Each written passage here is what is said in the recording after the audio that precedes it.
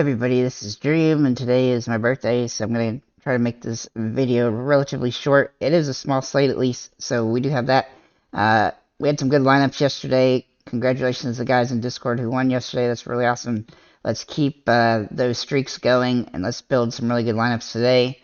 So, first of all, we do have a pretty extensive injury report, despite it only being a 4-game slate. So let's go ahead and get into that. Then I'll get into DraftKings and then FanDuel right after.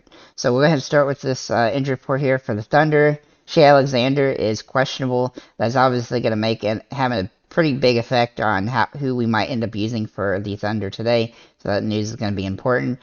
For the Timberwolves, Towns continues to be out. For the Magic, Suggs, Harris, Okeke, and Bamba are all questionable. Carter Jr. remains out and Fultz is doubtful. All those injuries could affect how we build lineups today. For the Raptors, Achua is out and Porter is questionable. For the Rockets, Gordon is doubtful and Tate is out. For the Warriors, Klay Thompson is doubtful and likely out because typically he doesn't play back-to-backs. And Curry and Green are both questionable at this time.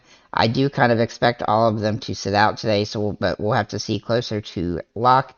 And then for the Trailblazers, Lillard is out, Hart is doubtful, Keon Johnson is out, Little is out, and then Eubanks is questionable. And then for the Jazz, Conley is now questionable.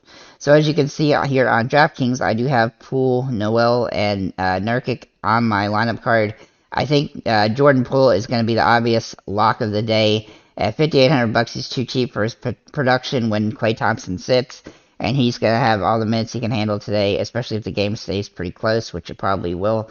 And so I expect this game to be pretty good when it comes to fantasy.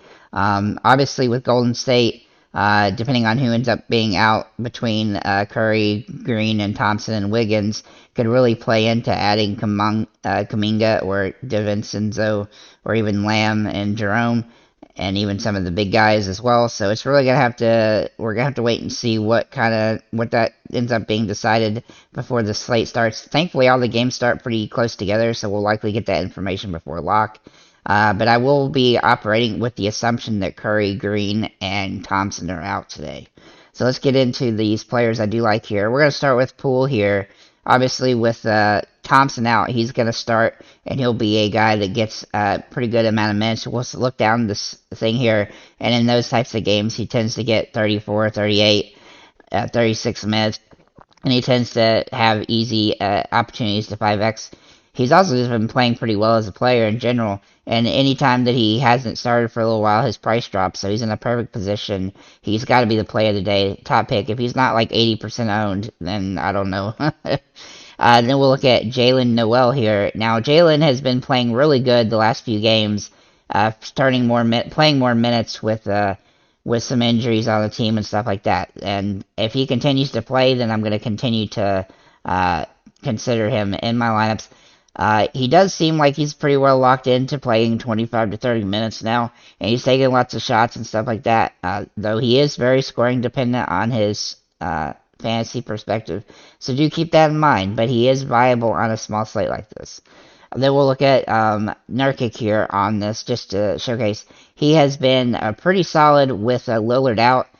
He's getting more usage and stuff. Now, the last game, he missed a double-double because of points, but I expect him to be able to get those in this matchup here against Utah, where he'll probably play more minutes as a result of the matchup, and he should have plenty of opportunity to get the rebounds as well. So in their last matchup, he had right around 30 fantasy points, but he's going to have more usage in this game, and so I expect if he can get the double-double, he will 5x and more.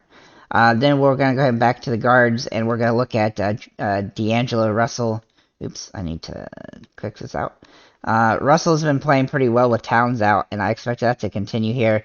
His minutes and usage have risen up some, so I think he's in a good spot to pay off here. I don't typically like to use him because he's a pretty streaky player, but with Towns out, it just gives everybody on the team more upside. And then Simmons for Portland, he's also an interesting spot with Lillard out. His minutes goes up to almost max. As you can see, the last few games, he's played a near 40 minutes a game, and his fantasy point output can hit over 50, which is very nice.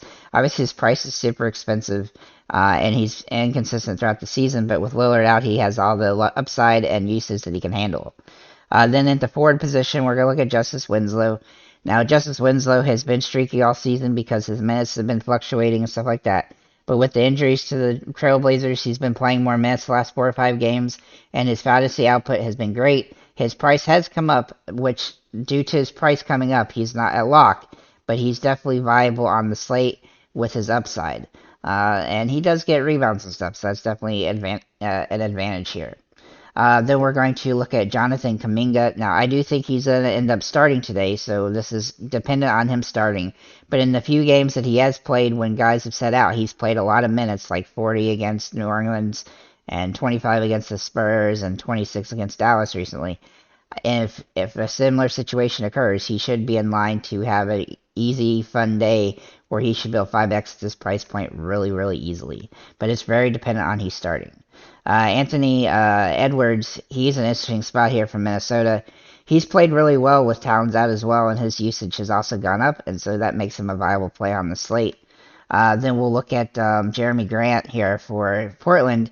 He's in a similar spot where his usage has just really ramped up as a result of injuries to the team, and he is potential for double-doubles, even though he hasn't really been doing that lately. He's been more just scoring dependent, but he does get peripheral stats regardless, and he's been shooting the ball and scoring at a high rate, at a high clip lately. So I think he's in a great spot here, even in a toughish matchup against Utah.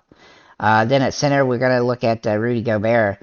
He's my secondary option off of Nurkic if you want to, go to him. Now, he's been very... why is he not showing up? Sorry, I'm typing wrong. He's been very inconsistent this season, especially next to Towns, having trouble getting his role. But even with Towns out, he's been very inconsistent as well. So his price point, though, is pretty low, and he has been really good against Oklahoma City so far this season. I think he had one game already where he scored 40 fantasy points almost. Yeah, so actually 2. And so I do expect him to have a good opportunity here. It's really kind of confusing why he did such a terrible job against Grizzlies, even though they have a good defense in the paint. This matchup will be much nicer for him. So I think he's a great play on the slate, but he is risky because of his inconsistencies all season. And then Kevin Looney, if all the guys are out and Looney ends up playing, he's somebody that I think will be able to play 25 to 35 minutes and be able to 5x on the slate as well. He's definitely in play, even if most of the guys do play for Golden State on this small slate. So that's what I have for DraftKings. I think it's a really solid slate, actually, despite all the injuries. And we're going to have to wait and see on the Magic and on Golden State because that could influence some of these. But overall, we have... the time on the slate's really good. So let's get on to FanDuel. We're going to start with D'Angelo Russell. He's been playing, and his usage has gone up a lot as a result of Towns being out, and so I do love him on the slate. His price is pretty solid over here as well. Jordan Clarkson is interesting, assuming that Conley doesn't come back, but it does look like Conley may come back. But he didn't play as many minutes yesterday because they blew out the Indiana. So I expect him to have more minutes today in a tighter matchup where they should go back and forth and scoring a lot. Then we'll look at Jordan Poole, who should have all the minutes he can handle tonight with Klay Thompson at the very least being out and likely more guys being out. He is definitely a lock on this slate, and you can throw him at shooting guard or point guard on this particular slate.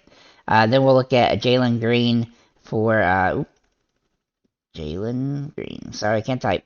For Houston, he's an interesting matchup here against Golden State, and he's got some good upside. He's been playing pretty well most of the season. He's had a few off games, but with some of the injuries to Houston as well, and guys sitting out like Gordon, he should get more usage from that. Then I'm going to mention Lou Dort here. Now, the reason I'm mentioning him is because Shea Alexander is questionable, and if Alexander's out, then he's going to be a guy that I'm definitely going to want to use on this particular slate. Then we'll look at Andrew Wiggins, whose upside goes up as a result of Towns being out. And he's been playing, not Towns, I'm typing him, with the guys out on the Golden State Warriors, assuming that Klay Thompson and Curry and Green do not play, and then he does play, then he'll be a great play on the slate. He's very good in games where those guys don't play, even though there's not too many of those where he's also set out. Anthony Edwards is the other guy for the Timberwolves I was trying to think about, where he is going to have a usage bump because of Towns being out, and that makes him viable on the slate. he's been playing pretty well with him out as well. Justice Winslow also looks pretty solid over here. His price point is not super ideal on this side of the DraftKings, here on FanDuel as opposed to DraftKings. But he still has good upside with the matchup and the situation that he's in injury-wise. As long as he ends up starting, he's a great play. Then we'll look at Kevin Looney here for Golden State. Now, he looks like he's pretty viable regardless of who ends up sitting today for the Golden State Warriors, but you do have to make sure that he ends up playing and starting. Jeremy Grant also looks solid today for Portland, even though his price is a little bit higher here on FanDuel than I'd like. His upside has been really good with Lillard out and some of the other injuries as well. And then at center, we're going to take a look at Jusuf Nurkic, who's just been extremely solid for the most part. He had one off game here against the Lakers, but where he didn't get the double-double. But he's been really good, scoring well and stuff like that. With Lillard out, his usage has gone up, and he's getting rebounds, and that's what we like to see. So he has good upside for this matchup. And then Rudy Gobert, he's a good option, even though his price point is not great here on FanDuel.